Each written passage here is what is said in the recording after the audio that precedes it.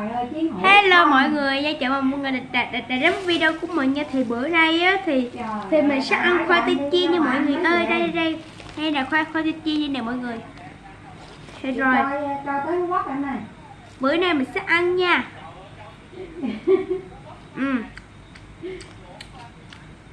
Vậy đó hả?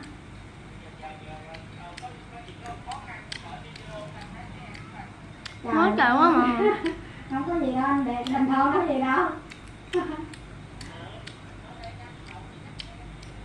Trời ơi, nhắc em hết hồn chưa? Trời, nhắc em hết hồn. Đó, mở rồi đó anh. Anh tắt camera kìa.